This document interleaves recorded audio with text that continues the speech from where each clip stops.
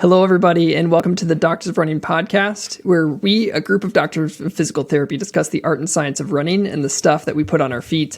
Today, at the round table, we have Dr. Matthew Klein, myself, Nathan Brown, and we're joined with a very special guest, Doug Adams. Doug, thank you so much for joining us on the podcast today. Thanks for having me. Yeah, really looking forward to this.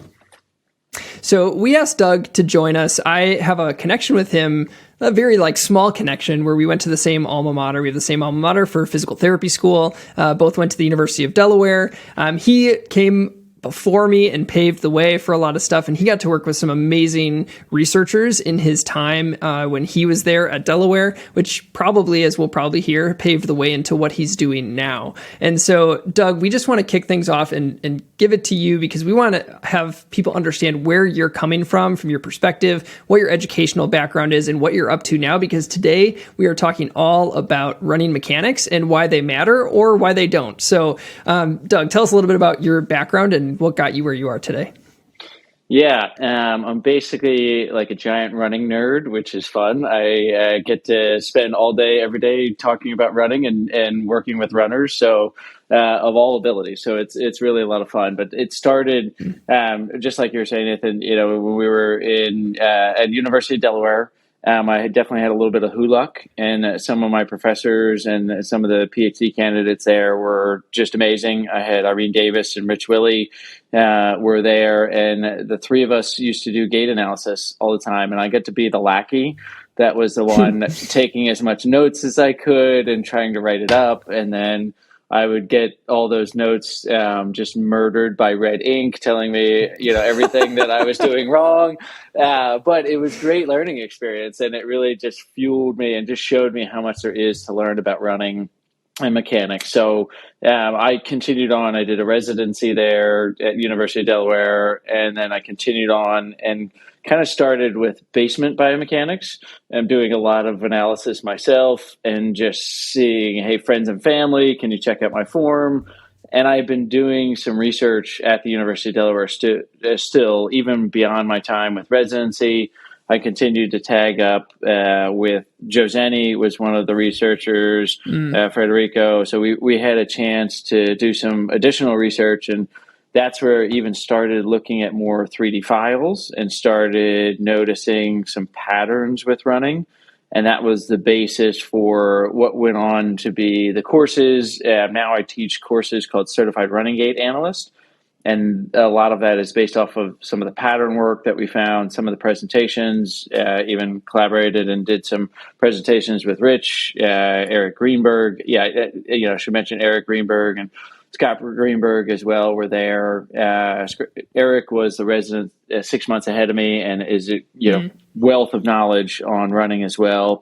And his brother Scott, they're both just phenomenal physical therapists. And so that's how I got started with the teaching. And when I moved on from a lot of that and kind of decided to get out of the basement with biomechanics, started realizing I missed a lot of 3D analysis. And I missed having access to the cameras.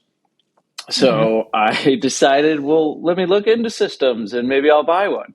That was a scary trip on the internet there. It was like, I don't have $250,000 to really, start getting this information. So at that point I decided, well, I'll just build my own. And that's what we did. Built a camera system, tagged up with some software engineers, and really were able to get it to be a very clinical analysis system. Built that to be portable and used in clinic. Started using that in flash forward a little bit, 2019, we started working with the military. We got a bunch of grants. Started incorporating and making it even easier to use. We added some algorithms to the software. And then we built a web-based platform to go ahead with it. And that's kind of what's taken me on to the rest of my point, work with a bunch of professional athletes now, do a lot of work with the military, but I have a cash-based clinic in Wilmington, Delaware. And so I just get to spread my time out between teaching and working with all level runners and developing technology. So it's kind of a fun running nerd lifestyle for me. Totally. And Delaware, the people who are prideful about being the first state and tax-free shopping. Those are my two takeaways of my time in Delaware. And that they say water. Yeah, water. not Yeah, yeah, not water. water. Yeah, I'm gonna take a drink of water. Yeah, water. Yep. So, It's my yeah, favorite thing. you can identify Delawareans pretty quickly by that. It's awesome. And so you said you work with professional athletes and Mm-hmm. professional runners right now. I feel like our audience would be curious to hear kind of what that role looks like and kind of who you're working with. I know the answer to this question. That's kind of why I'm asking it, because I do think it's a fun job that you've kind of worked into here. Yeah, it's fun. I love my time working with professionals, and I love just as much equally working with the recreational athletes as well. And a lot of the things that we Yeah. do, one of the nice things about it is there's not really much ego in the sport of running. So some of my Hmm. professional athletes, unlike I've done a lot of work with professional athletes of all different sports. But the runners really are just generally down to earth people that are some of the nicest people you'll ever meet, and Hmm. they're just like they come over to my house all the time and race my kids and have fun with them. So, Drew Hunter and Sam Parsons from Tim and Elite will come over and give big shout outs on social media to them and race them in our dining room here. So, I am the team PT for Tim and Elite, an Adidas professional running team. So I spent a lot of time working with those guys. I'm in Delaware, they're in Boulder, but we do a lot remotely, a lot with their strength, a lot with injury prevention, injury management. We do gait analysis several times a year on them. That's been a big part. When I came onto the team, it's been about 2 years now that I've been working with the team. Yeah, over 2 years now that I've been working with the team. And unfortunately, when I came on, almost every single person was injured, and it was just a big, yeah, and that's not entirely unheard of for professional running teams, but there were a lot of injuries that were holding a lot of people back, and I take a lot of pride, and obviously they have amazing coaching staff, and this is by no means taking any credit for some of these things. There's an amazing staff, and the guys all and girls, Tori as well, they all work really hard. But just being able to get them to the point, I think we had a realization a couple months back that everyone showed up to a track workout and nobody had to have a modification. Everyone was healthy, everyone was ready to go, and everyone had just set a PR within the last 3 months. And that was really a kind of a pretty cool moment that was just like, wow, we went from that point. It was like in under a year, like everyone went from being injured, can I continue on, to being, all right, hey, let's all just focus on performance at this point, which was really pretty Yeah. cool. Yeah. And I think something you said there is so poignant that, working with the elite athletes is really fun, but working with the everyday runner and the recreational runner or locally competitive is just as fulfilling, because running is so unique where everybody can hit something brand new or achieve a certain goal. And I've seen the same thing with the runners at the highest level are just like the people who aren't running at the, like, I'm going to try to Olympic qualify or anything, or even try to qualify for Boston. There's just some kind of, there's a character within the running world, which is really a fun place to be. And that's not true of every sport. So it's kind of a fun sport to be a part of. What I love is that you're not just, you identify by the sport. Like, I'm a runner. Right. You don't say like, oh, I'm a basketball player, or like I'm a baseball player all the time. You're like, I play basketball, or I play baseball, type of those things. And Yeah. it really is something you identify. We call that at our clinic, we call that mentality like can't stop, won't stop. And that's that is what we see, is that we see that people really just don't want to give it up. And any runner that's been there, that's had that frustration where they haven't been able to run, it's just such a frustrating feeling. And you look at the whole world through this lens of, I describe it as like wearing shaded glasses, right? You have these yellow tinted glasses. The whole world looks like, oh, I've got knee pain. So everything you look at, like, if I pick up my kid, it might hurt my knee. I can't squat down, or I don't want to go up and down the stairs 10 times today. It's everything is just focused on, will this affect my running or not? And that's not a very fun place to be. So what I love, and we talk about this in our coursework, the certified running gait analyst courses, is it's great to have an opportunity to be a hero to runners, because you can just really change their life. And running is so many different things to different people, but nobody wants to take that away. And that's really a cool part of what we get to do. Yeah, totally. What's amazing to me is that you have these people of, I don't want to use the phrase caliber, but like that, and that's definitely not the right word, but people of that might have different goals, let's say. So you have somebody, like you said, trying to make the Olympics, Olympic trials, versus somebody trying to run a Boston qualifier versus somebody trying to run a sub 4 hour marathon, or just trying to finish. And it's amazing. You can have these very different goals that at the same time are so similar in certain regards. And also the psychology and mentality that an injury impacts most people the same way, whether you're Olympics or trying to run that sub 3, those goals are equally important to people, and it will change the way you look at it. You know, we all have been there. We're just, now we're grumpy. We can't run. We can't do how we express ourselves to the world. And it's just a very interesting thing that I think people can probably hopefully find some camaraderie in, is everybody's been through that. And it is kind of normal. We have a very high injury rate in running. So you're probably going to get one of these. We're going to try to help you, but you may or may not experience one of these at one point. So everybody goes through it.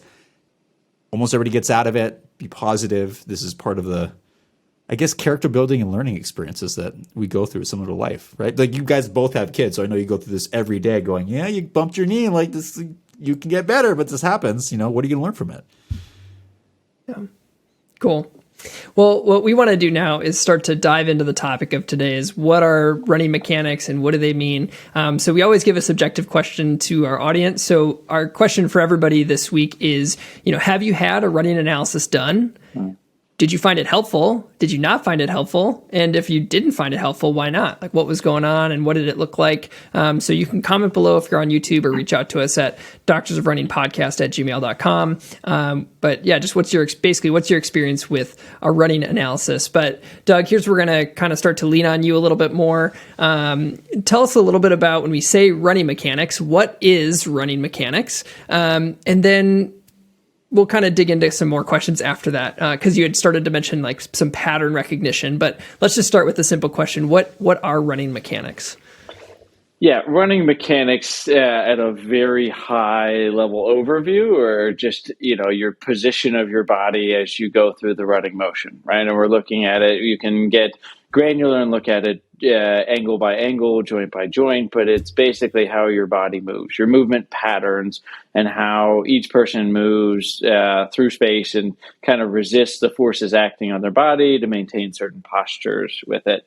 And it's but it's funny as you say that, this is definitely something that's highly debated, right? You could, when we start talking about what those specific mechanics are, and we start saying, hey, what should each joint be doing, or what does this look like? But it's basically synonymous with, a lot of people call it running form, running gait. That's what we think of a lot of times when we think of running mechanics there.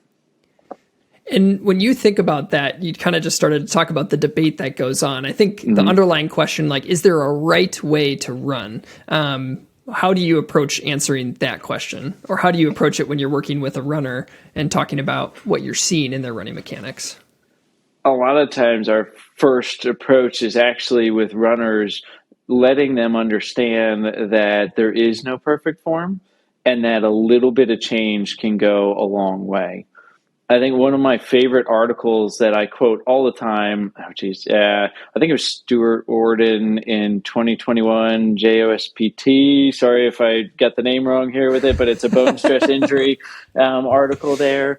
And it really talks about, like, this is, and I'm nerdy with this stuff, so I do like to quote articles to my athletes, and a lot of people that get to see me, that like they're in it, right? They're bought in, they want to hear it. So basically the article says that if you reduce the stress of each step by 10%, you can run twice as far before the body's tissues break down.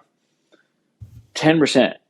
We're not talking about turning everyone into this perfect, flawless runner. We're talking about a 10% change, and that makes a big difference there. And if like twice as far, right? It's compounding interest here because of the sheer number of steps that we take and the forces that we experience with it.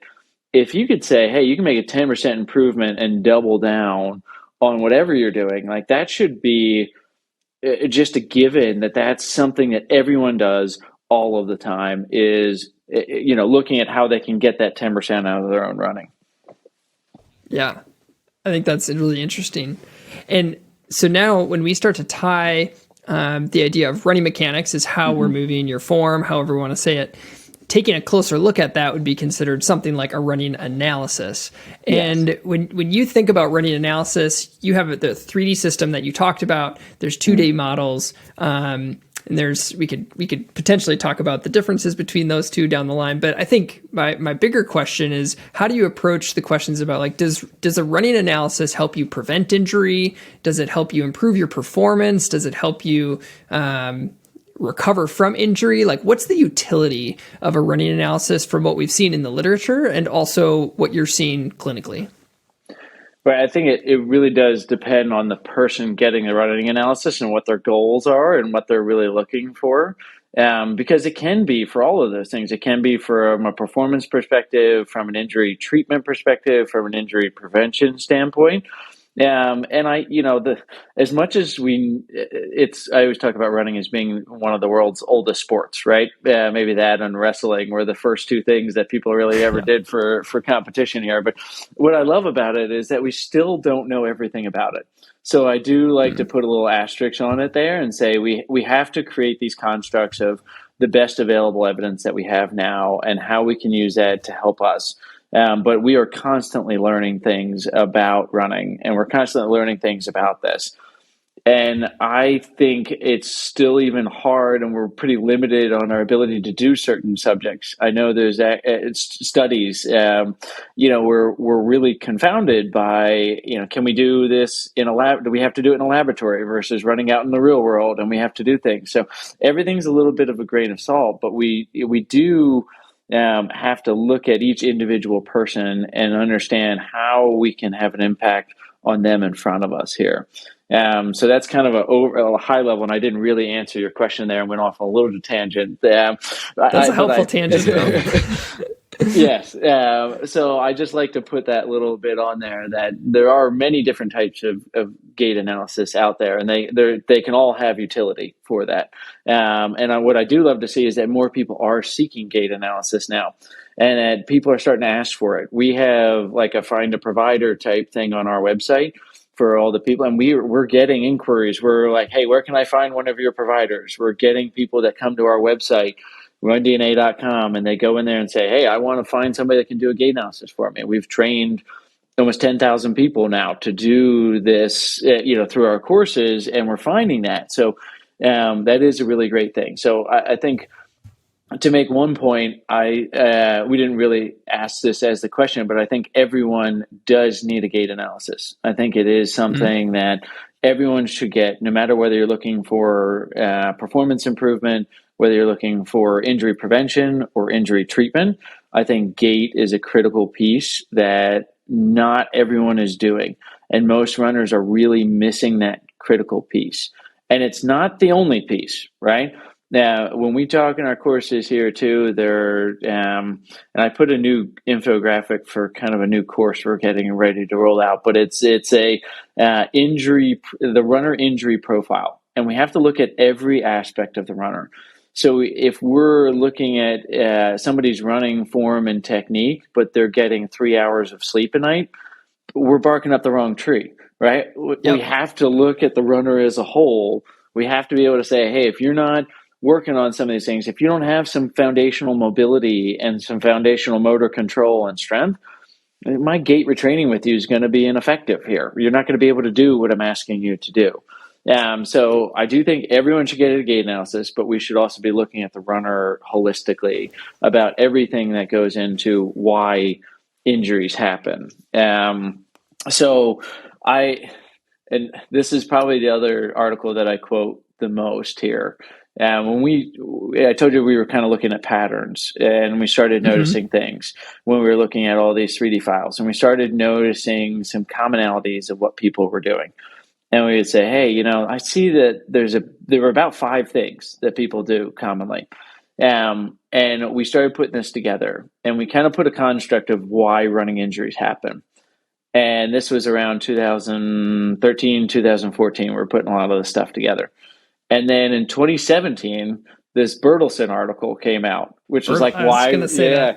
Oh man, such a great article, right? And this is like, I think I almost have this memorized. I might butcher this a little bit because I haven't looked at it in a while here. But like, basically, they say, and to talk nerdy here a little bit, like we hypothesize that running injuries occurred as a result of the runner possessing multiple risk factors, and then participating in running to such an extent that the structure's load capacity was exceeded. That, yeah, is that, I can't. yeah. This is the quote. That's right there. Am I pretty close there? You were almost verbatim. That was good. Almost verbatim. Okay. Yeah. Yep. What I love, one of the reasons I was excited to have you on, Doug, was Doug and I speak a lot of the same language. Part of it's because of our background at UD. Part of it's because I have gone through Doug's coursework. So, I have some of the common background from his teaching, and I work with runners a lot. And you were just talking about sleep, strength, mobility, and a term that I often use with the runners that I'm working with in our lab is I say, we could try to change your running form, but unless you have the capacity to do so, we can't help you get the capability to do it. So like we have to build the capacity to have the mobility and strength and motor control before you can try to change running, because there's a chance you're running the way you are because of the strength or mobility deficits that you have. So until we change that, we can't just say, hey, let's change how you run. Or like you said, if you're sleeping 3 hours a night or not eating anything for whatever myriad of reasons, trying to do something to decrease injury when you have all these other risk factors that are bigger players potentially in the puzzle, it's pretty tough. So yeah, your capacity is lower to start here, but that's even more reason. Like, okay, so I'll step back and I'll play a little devil's advocate, right? But that's even more reason why you should work on your form, right? Because there's going to be times in your life, and we do a question a lot of times when I teach shorter courses, I start by asking everyone, if you saw somebody running and you noticed something wrong with their form and you stopped them and you said, have you ever been injured? And they're like, no, I've never been injured. Would you still change their form? And it's like, it's a debate, right? And I think there's evidence that we could probably cite on both sides of that, right? But my thing is 100% I would change that person's form, because just because they haven't had an injury yet doesn't mean that at some point their capacity is going to be lowered. And then when they did get 3 hours of sleep, when they did have poor nutrition, when they did do that, if they have that poor form, is that going to put them over that injury threshold at that point? We also know that there's a big delay to most injuries. Most running injuries have a 4 to 6 week delay.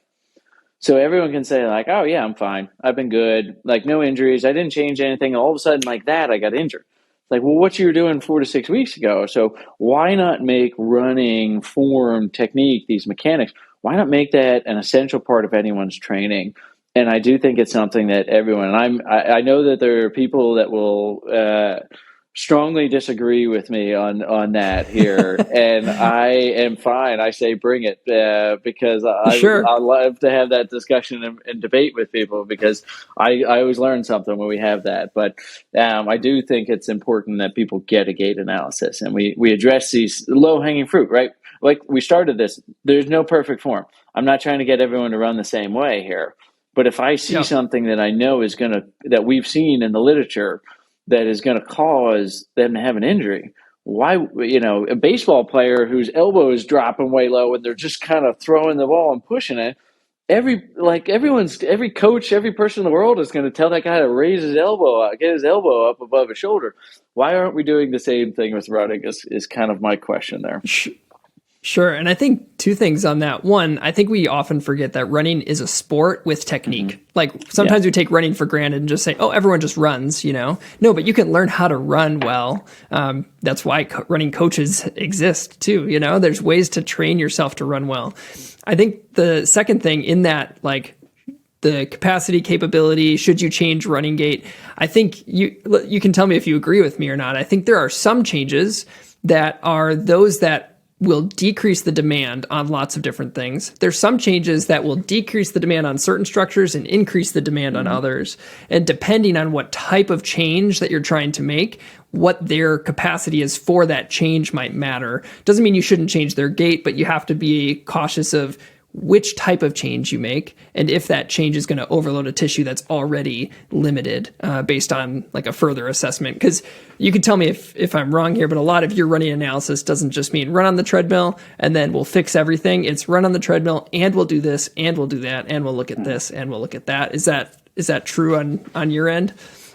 Yeah, absolutely. We match up a runner readiness assessment, which looks at mobility and motor control. We look at loading levels. When I do a gait analysis, I do an hour and a half session. I spend the first 30 to 45 minutes just talking to the person.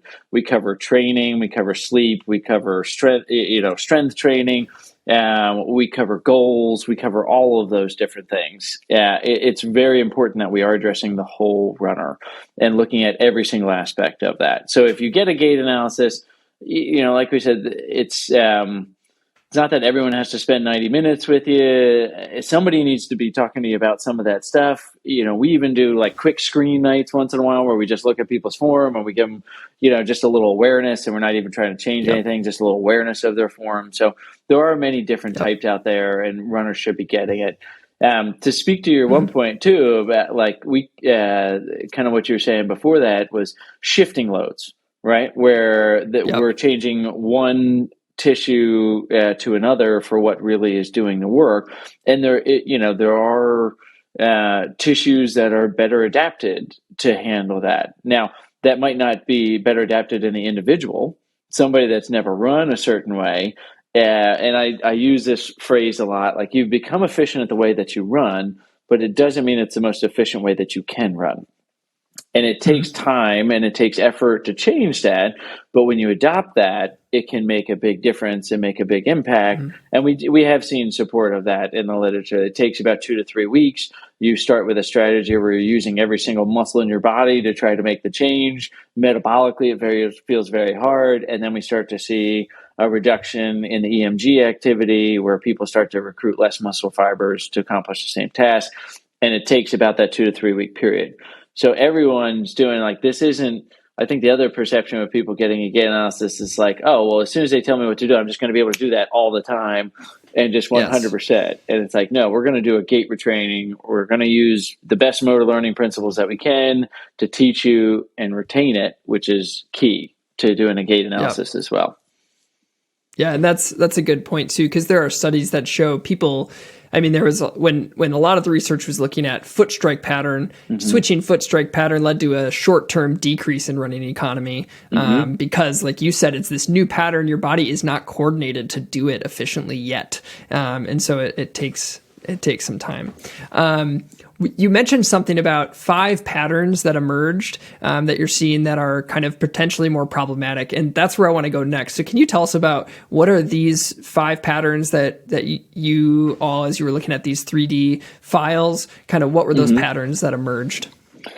Yeah, and it was interesting, again, just saying it's not that these are necessarily the only ones that we see, and it's not that they're necessarily exclusive where people will only see a person doing one thing. A lot of times people fit into multiple of these, but what we noticed was that there were about 5 common things that we saw that really got to about 90 to 95% of runners fell into one of these categories.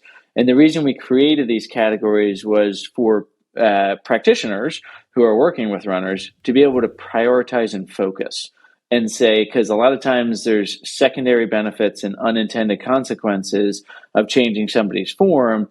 And we should really, if you find the right cue and you find the right thing to do, you'll have to find a lot of the other stuff cleans up. So the 5 categories that we saw, probably most common first is overstrider. This is the person that lands way out in front of their body and there's a lot of braking force. The second most common one that we see is collapser. And this is somebody who's losing what we call the frontal and transverse plane battle.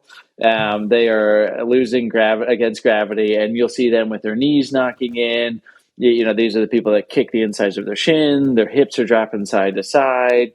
We're seeing it can happen. A lot of time people look at pronation or excessive pronation or prolonged pronation. This is where we see a lot of the collapsing.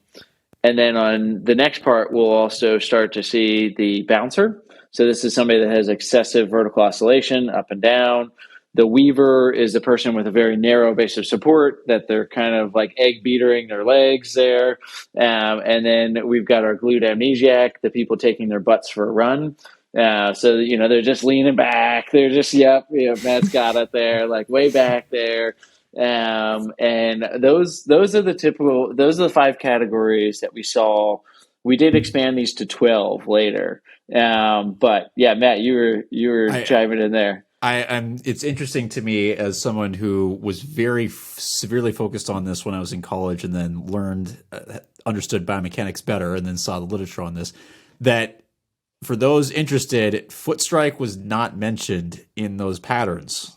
That's the biggest thing that we continually get going. Hey, it's this certain foot strike pattern, rather than what both Doug and Nathan mentioned earlier. Is often that is a result of mechanics up higher, and there's some interesting evidence coming out that may be even due to some other things related to your sensory system and what have you. But it's these bigger global issues that we see. Like, I like the idea of the collapser. That makes total sense. Is you're having trouble dealing with gravity, controlling movement, versus hey, you can see the opposite of that. And people assume that there's one extreme that's good, and that's not really the case. And that's really important to hear, is that when we get into extremes, that's often where we have issues. Right? Versus trying to keep in the middle and going, how do we keep things balanced? Because joints tend to work better in mid-range. Muscles provide the greatest amounts of forces in the mid-range. That just makes sense. So it's nice to hear that for all the people that comment on Instagram every time I make a comment, or on social media when I say like over 70% of people are hero strikers. Like, there are bigger fish to fry. So it's just nice to hear that. Mm-hmm.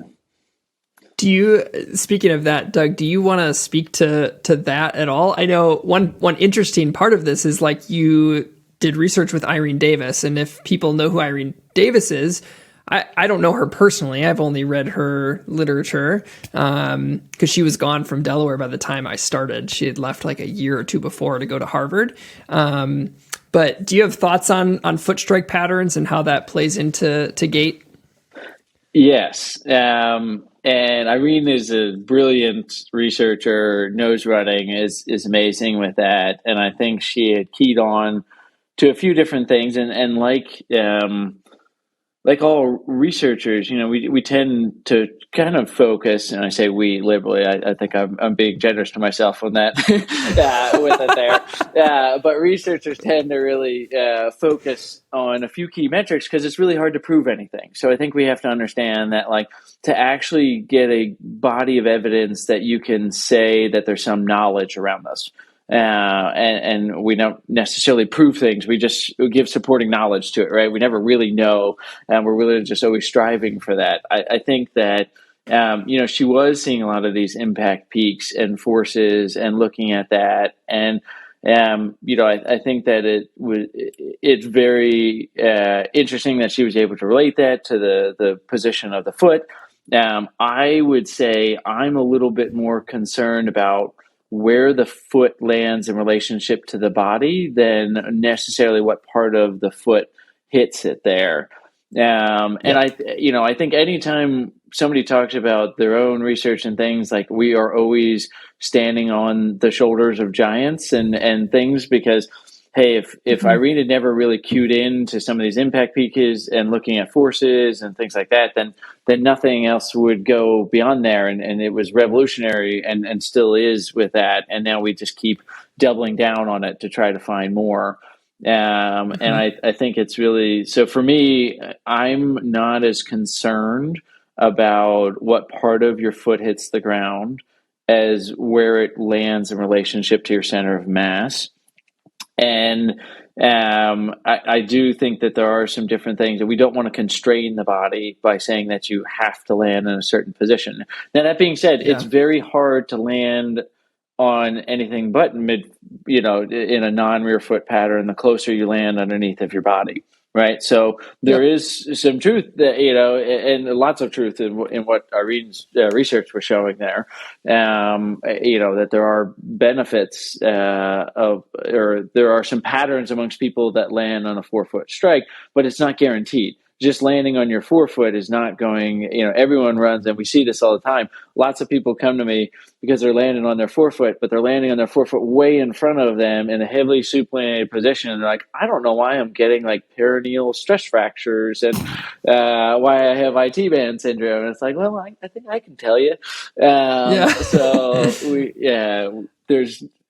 that's probably about my best politically correct way to talk about heel strike a little bit there. Yeah.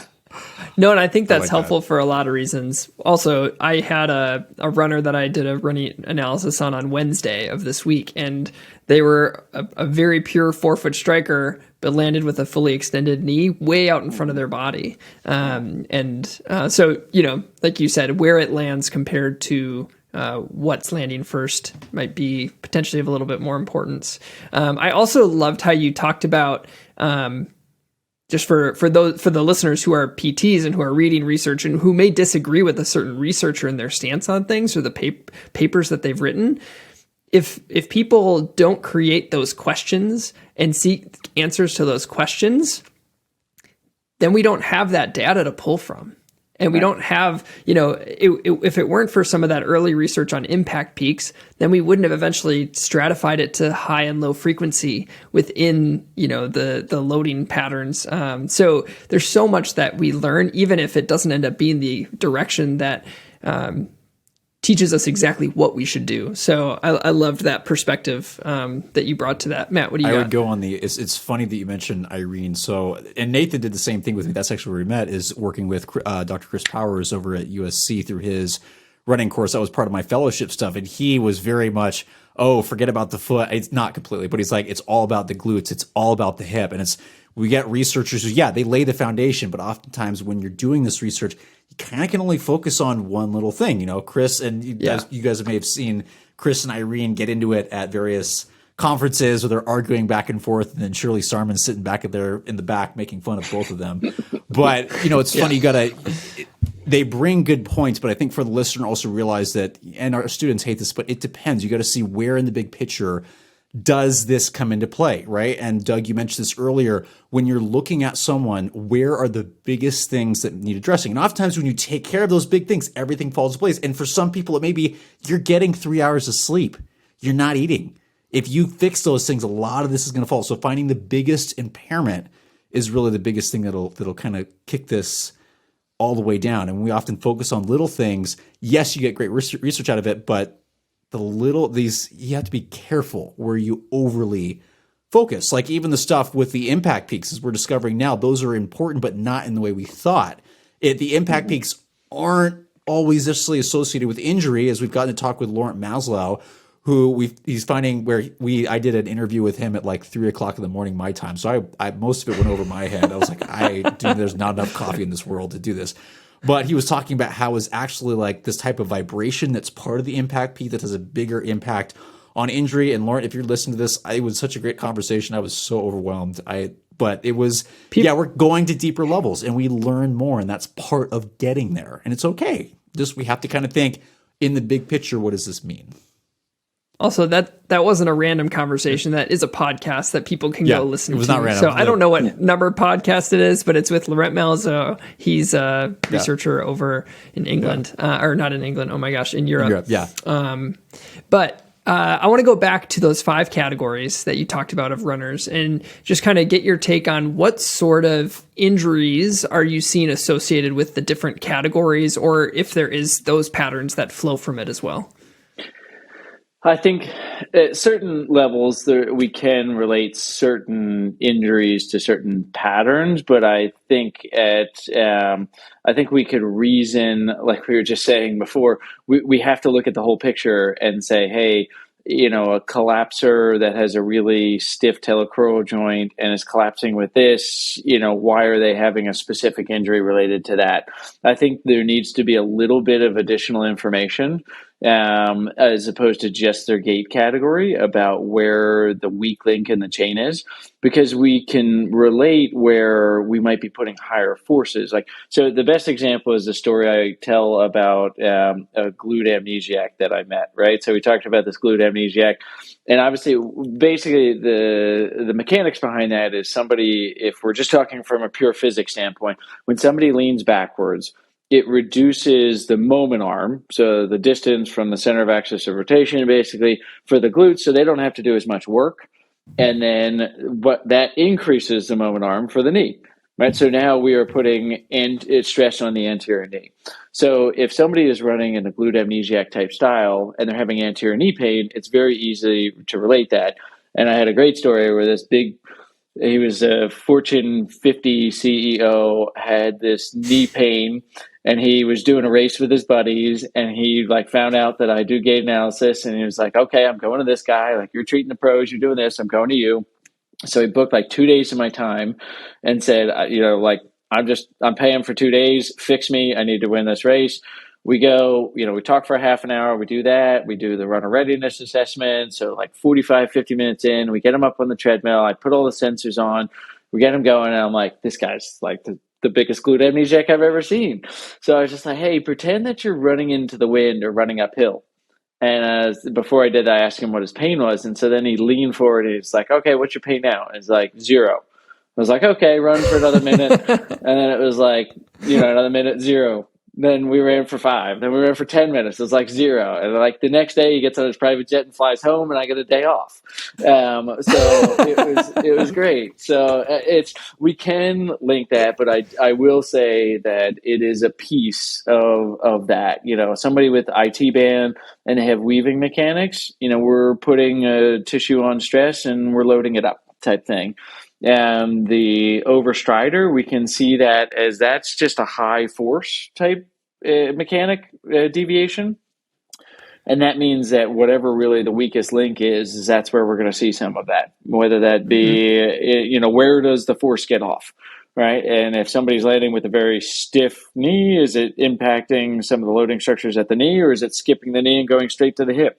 Some of that depends on their tissue capacity, about their available motion. So I wish that we could say, all overstrider, anyone with shin splints is an overstrider, and all we have to do for shin splints is just get everyone to learn to drive their knee. And that 82% of injuries get injured, 82% of runners get injured every year will go down to like 5. But unfortunately, that's not the case. We do, and that's what gives all of us jobs. We do still need to look at the whole picture and at the whole runner to really identify what is contributing to that person's particular personal injury. So that kind of brings me to my next question about, or Matt, did you have something that you wanted to say? Nathan, go. I have a devil's advocate question where I know the answer, but I I like see it. what happens. Yeah. No, do it, because I'm changing the topic. Okay. So I have Doug, I have a challenge for you. My first off topic is I love our profession so much. I feel like it wasn't that long ago before a lot of people were like, oh, it's this every time. And now we've learned so much. We're like, just the capacity of our profession and the incredible people that work in it to go, we need a little bit more information. That's just, it's amazing to me. My question for you is, there's a lot of individuals right now advocating that, hey, you don't necessarily need to change form. You just need to improve the body's ability to tolerate that load. And if you can improve that capacity, do you necessarily need to change form? And you kind of addressed this earlier. I'm going to throw this out there going, and this is the reason I asked this is one of my a group of my students at APU are doing a systematic review right now on gait retraining versus strength training. And they found, I won't say what the answer is, but they found some very interesting things. I'm curious what you think on that topic. I know it depends. I'm just curious if I can pull something out. My first response is like, well, why wouldn't you just do both? That's the reality of the world and that's like what I do with all my runners is we're going to do both, right? Why just do one? And I don't want, like I said, for the professional runners that I work with, I do their strength stuff. Like I am very pro strength for runners. And I think we need to do heavy strength. None of this, not none of it, but like 3 sets of 15 isn't going to get you as much as somebody doing like heavy weight, 4 sets of 4, 4 sets of 6, heavy, loaded up. Like I'm a big advocate for both. So there's a couple points that we make though, specifically to your topic, right? That we say, and I've heard this also called increasing the envelope of function. Right. We want to broaden their bucket where they can put more stress on there. Right. And I think that can be effective and is effective for a lot of people. But I don't think that that's all we should do. And we can't just stop there. I think we need to continue on. And because we do know a couple things. One is that strengthening doesn't change form. Right. This has been Thank you, Irene. researched here that yes, Irene and Rich. This was studies that they were working on when I was. Yeah, it's a great one, right? You can increase the strength of the hip abductors, and they can truly show strength gains, and then there's no change in their form, their hip mechanics at mid-stance, no change, right? Like we know that it activates different areas of the motor cortex, so our brain doesn't respond the same way to strength training as it does skill training. So I would say, it's, it would be interesting, and maybe I'll throw it back on you here, because if your students were just doing a symptomatic review, going back to my question earlier, and I don't know the answer to this. I'm complaining. This is an original thought, just thinking right now of, what would it take if we go back to the Worden 10% article? You need to reduce the stress 10%. What would it take time-wise to reduce 10% of your stress on your body with gait analysis versus how long would it take to build up a 10% improvement in tissue capacity? And just looking at that from a time standpoint here. And again, I think the answer is really that it should be both, right? Like we shouldn't be doing one or the other. We should be doing both. But it would be really interesting maybe if somebody like from the strength world and from the gait world was like, well, you could be like, this is what it would take to do that. I would love to see that topic explored. So I think it goes back. You actually gave the answer earlier in terms of, so I'll give the answer is that what they found is there's very little research. What little research is out there is the same conclusion you just said. You need to do both. Why would you not do that, right? There's different reasons for it, but I both are important for different reasons, both for increasing the element of function, but I also think there is something to be said for form, because you said earlier where you're going, all these tissues can handle load. You can improve that, but there are certain tissues that are probably going to do a little bit better than others, and there's going to be normal human variation. But definitely, that's what they found is do both. So I appreciate you letting me poke and prod you on that one. Now, one thing we haven't gotten into yet, I don't want to hijack this here, like the performance side, right? While we're talking about this, and we really haven't brought up the term running economy, which is a very important term and concept. So, I don't know if you want to go into this now or go. Let's do it. I basically have two other questions that I want to hit. So let's do it. Go for it. So, I mean, running economy and from the performance standpoint, right? Because we said that professional team that I work with, not only were they injury free, but everyone had set a PR recently there. And again, can't take all the credit. The Hunters, amazing coaches, great job with that. Everybody on the team has worked great. But I do think I'll say from an injury standpoint related to performance, one of the best ways to get better at running is to be consistent. You have to be consistent, right? Like that is just the number one thing. It's not any one workout. There's not anything that you do crazy. I am with these guys, right? I work with this team, but I do work with professional runners from all over. I even get to geek out and go to St. Marie, Switzerland, and work with this high altitude training camp and do some fun stuff there. It's blast. But I've worked with some of the best runners in the world, and I watch them. I'm literally there. It's this little mountain town, and there's a track in the middle of the Alps, and you're watching all the world's best runners like running around a track. And it's like they're doing the same workouts. I'm watching them. Like their workouts don't vary all that much from one person to the next. Yeah, there's some tweaks and there's some higher level stuff, and I'm oversimplifying a very noble and very interesting profession, the running coach. Like I don't want, like, running coaches have great and they do great things, and a lot of that's personalization. But going back, sorry, small tangent there. But it's just consistency is most important. And so when we talk about this from a gait analysis perspective and running economy now, and the reason I went with that though is I think a lot of literature says that the strength training helps a little bit more with the running economy. I think running form hasn't been as well studied and related to running economy. But the strength is really important. So we should do both, right? We should really be working on both aspects of that there. I would say there has been a lot. I just realized that you're totally right. There's been a lot more research on running economy and strength training, but not so much on gait. And I think my guess would be a lot of that, like the quote unquote perfect form research stopped in the 90s. That's because they were looking at all these elite runners and trying to find, it's Kavana, I think is his name, they were looking at all these elite runners trying to find this single movement pattern that was perfect, and they couldn't find anything. So they just gave up instead of going, okay, are there any other factors, right? Can we see what if we change this for this person, so that for the next group of researchers that might, for anybody thinking about doing research or a PhD, let me finish mine before I encourage you to do that. I don't know how I'm still awake right now. Speaking of not sleeping enough and injuries. But yeah, I think that'd be the next area to kind of go, hey, is there something we haven't unlocked? Is there potential there? Because it hasn't been looked at a lot.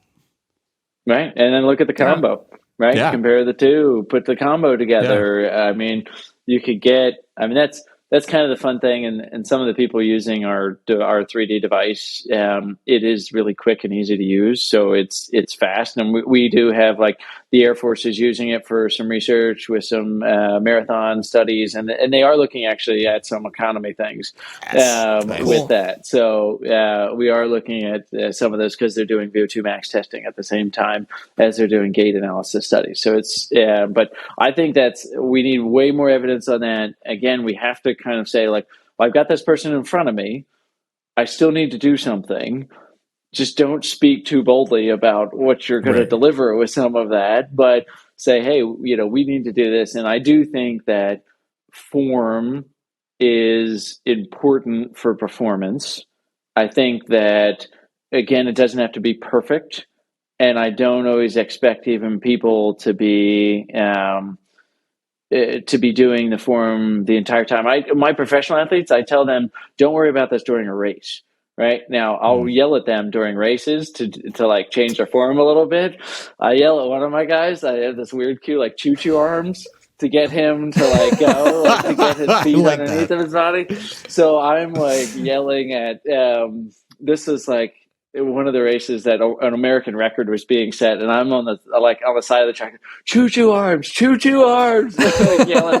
People was like, this ball guy's crazy. But yeah, I think the performance of that. So, another quick tangent here, duty cycle. Have you seen some of the recent evidence about that actually being one of the larger predictors of why people get injured?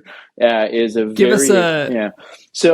us a little synopsis of what is duty cycle. I have difficulty keeping a straight face when I either talk about it or read about that, but yes, this is really important. I'm sorry. I'm just kidding. Yes, duty. DUTY.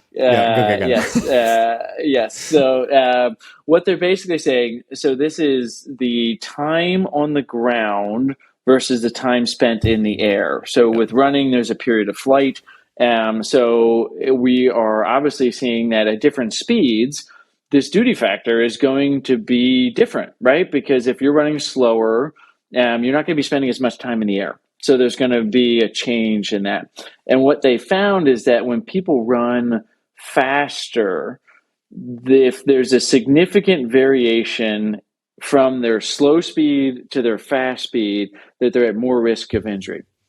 And the way this is my interpretation, 100% mine. This is not the authors of that paper's present interpretation, But my thought is, and this is what I focus on with a lot of my professional runners, is like, well, that tells me that we're not preparing our body for the higher forces when we're running slow if we're sloppy with our mechanics when we run slow. And we should try to reduce the variance in some of those movement patterns there with slower running so that we're able to prepare ourselves. Because if you're doing if somebody is, a complete overstrider, just to use my terminology here, right? They're an overstrider, they land way in front of their body when they're doing their long, easy, slow runs, right?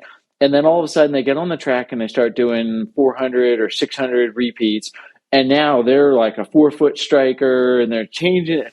Their body is not prepared for that movement pattern at all, especially compared to like when they're now putting higher forces on it. So I think it's interesting. And again, just how I love that. That's a very newer concept, I think, that we're not seeing it. And luckily, actually, when that article came out, I had been studying that for about 18 months. I had been looking at duty factor in runners and had been studying that we started measuring it as a variable with our 3D software. And we had been looking at it, and then this article came out, and I was like, that even took our understanding of it to a different level, which was very cool. So there's a lot with performance and injuries, and it's like all tied together, right? Like we can't really separate injury prevention, injury treatment, and performance. It's all part of it, and we all just need to be focusing on our form. Yeah. And just to kind of reiterate the duty factor difference within an individual, you're saying that at the slow paces, if they were on the ground, I'm going to say random numbers. Yeah. If at slow paces, they were on the ground 50% of the time, and then at fast paces, they were 10% of the time. That's a bigger difference than someone who's 20% at their slow pace and 10% at their fast pace. And that larger difference is the potential risk factor there. And I think something that is being pushed right now in general by the running community is running slow, right? So it's like run slow to get fast is kind of this common thing. And I think when I work with the runners that I do in coaching and watching them, is the big challenge is running slow doesn't mean running sloppy. It's how do you run slow well? That's also a skill that you have to develop. And I hadn't thought about duty factor as that, like being light on your feet, even if you're going really slow and not just slogging your way through it. So that's really helpful. I'm glad you brought that up. But I do have 2 more questions that I want to ask. Matt, do you have something quick? Yeah, my comment is, with the way we're talking about this, is form really the right word? Or I know maybe for the public, maybe, but for the rest of us, is it not movement control, right? Motor control, movement control as it relates to running might be the better term. Yeah. That makes sense. I agree with that, right? It's I think form is one of these things that we just default to as Gait, gait analysis and running form and those things, but it is motor control, right? Because motor control is not even necessarily just purely strength or anything else. It is actually looking at, just like our control over our movement, right? Which, I just reversed the word to define it. But, it does speak a little bit more to what we're looking for with running for that aspect. And I agree. Yeah. Cool. So my next question, when we go back to your categories of ways that people run, when you think about that, and then somebody might realize, oh, I am overstriding or I am collapsing, or they're starting to do some self-analysis, and then they're like, I want to actually change this. What's your take on people trying to change their own gait, or who should they, what's your recommendation if you don't think they should? Who should they be working with, or is it just safe to go try stuff? What's your take on that? So we talked about running being a skill earlier, right? And I 100% agree with that. And I think it's actually much more skill than people realize. So if you look at something like learning to swing a golf club, right? Everyone would say like, that's a really highly skilled activity. I would say running is harder. And the reason that is because golfing is a discrete movement. There's a definitive start and stop to it. So you can break the movements down of that, and then you can reset and go. With running, it's a continuous movement. So you go right from one step to the next to the next. And I think the reason that running form motor control is an issue there, right, is that people don't know what they're doing, right? The study that we we talk about all the time is that they looked at masters and collegiate runners, and 50% couldn't even tell you what part of their foot hit the ground first. We don't Yep. have Yes. feedback about that, right? Your feedback is not, oh, I ran faster, right? That's not the feedback that we're looking for. We're looking for the Right. feedback of like, how did your body move? What did we see with this? Like, how much energy did it take? How much stress was put on your body? We spend all this time trying to calculate training load on the training side of things, right? And trying to look at the internal loads, right? We have internal and external loads, but like looking at those loads on our body, it's really hard to know how that is. So to long-winded answer there to what you were saying is that I do think that you need some guidance with this. I do think you need somebody that can help you out. And at very least, like maybe you can start to film yourself, just get like a cheapo tripod and look from the side and see if you can notice a difference in some of your form. But I will say that there can be those unintended consequences. And if you're not looking out for some of those things, you might wind up just shifting the chairs on the deck of the Titanic here and putting it from one place to another. And you might wind up with a different injuries. Yeah. It really can, you need, like, one of the things I address overstriding with a lot of people. And one of the first things you'll see is like as soon as they fix the overstriding, all of a sudden they turn into like the world's biggest glute amnesiac, right? And if you don't know how to look for that, and if you haven't seen that, and you're not working with somebody trained, like you do just need to be careful that because another fact that we said earlier is like another statement we said, it takes 4 to 6 weeks for some of these injuries to present. So I do recommend working with somebody that has at least is looking at in slow motion and slowing things down and looking at that. Ideally you get 3D to understand. The benefit of the 3D is not just that we can slow things down, but we're actually and get numbers on everything, but we're looking at everything all at once, all together, right? So we're looking at every plane, every interaction. We're looking at that all at once, and that's helpful as well. But there are things that we can look at from a 2D perspective. But I know I'm going to irritate some people with this, but I don't always trust the person that's just looking at you with their eyes and be like, I know exactly what's wrong with you there, right? Our eyes only see 16 frames per second. There's something called brain sponging, where our brain fills in the information that it wants to see.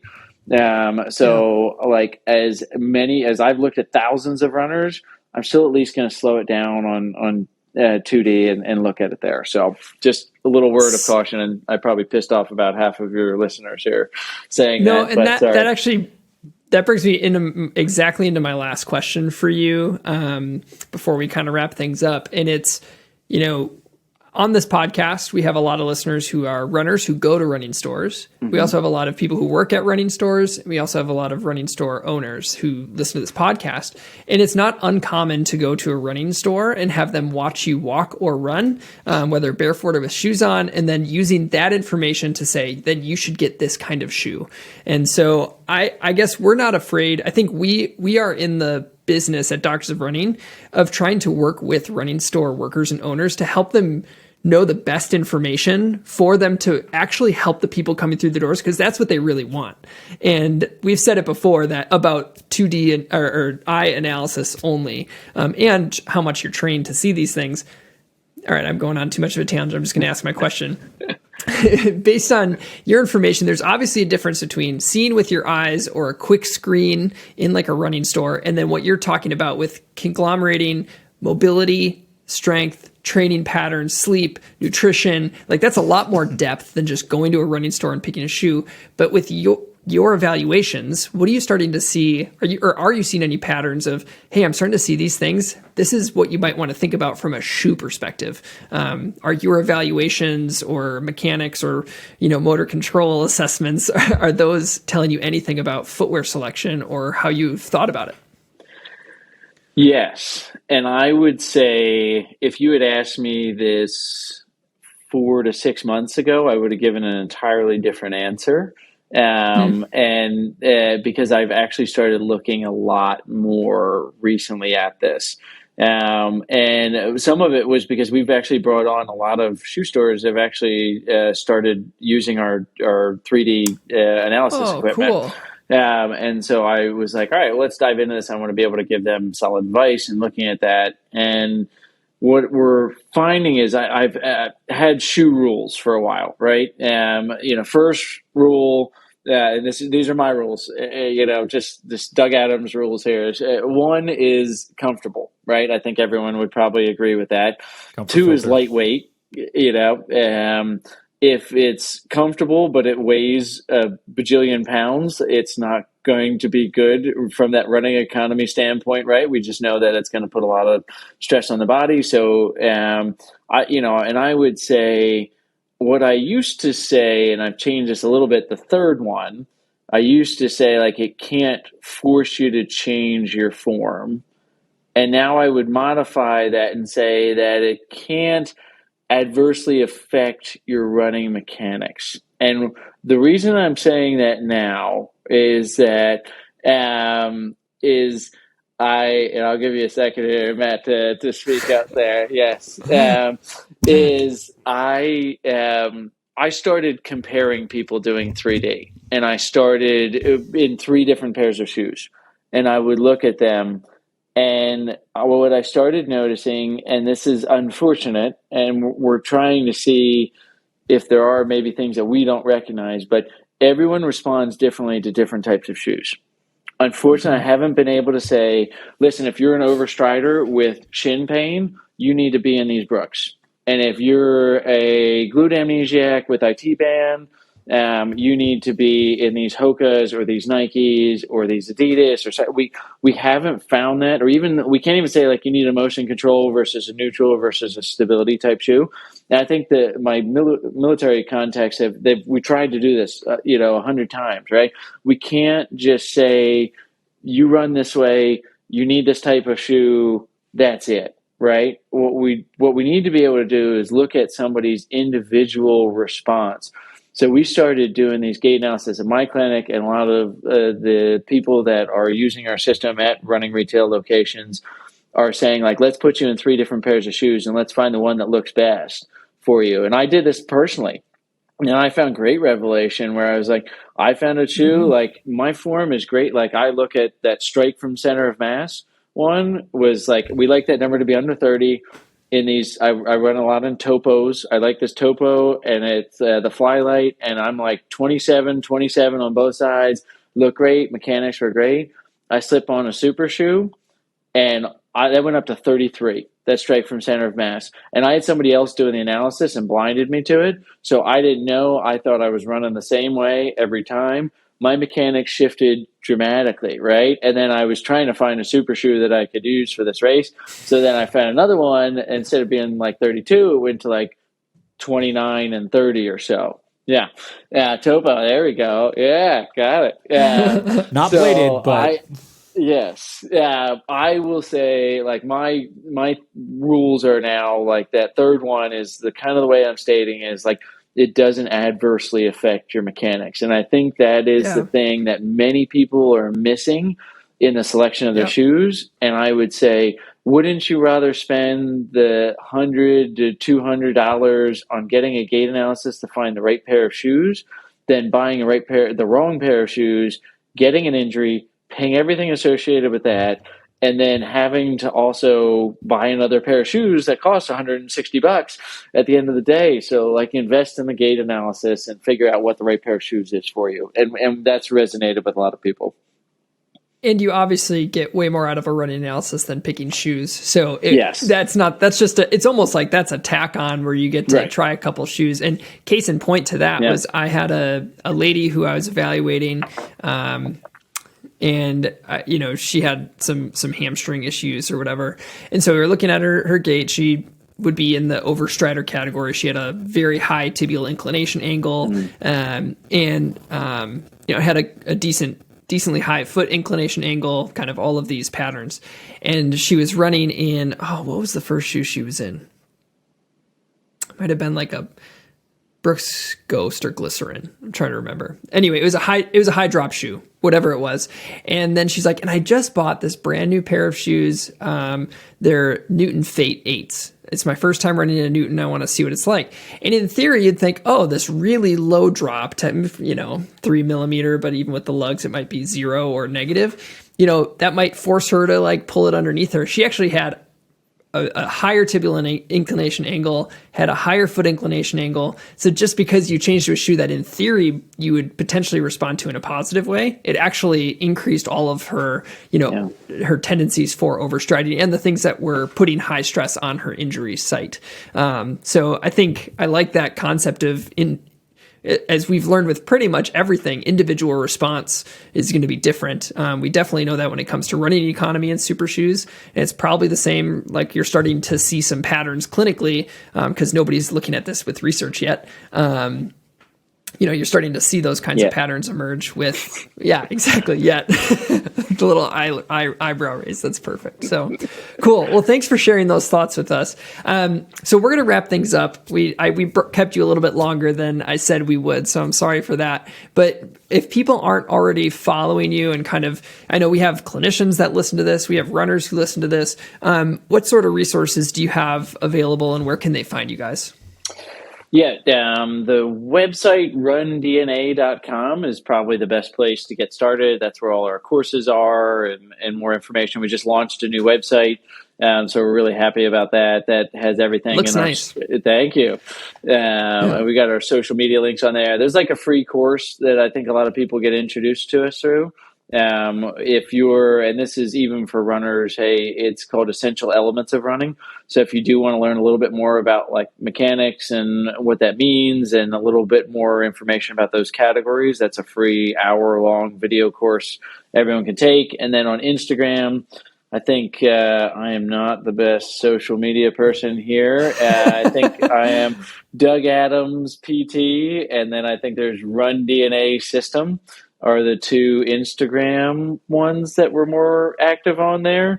And I think those are the ways, but kind of the website is a great place to go to get started.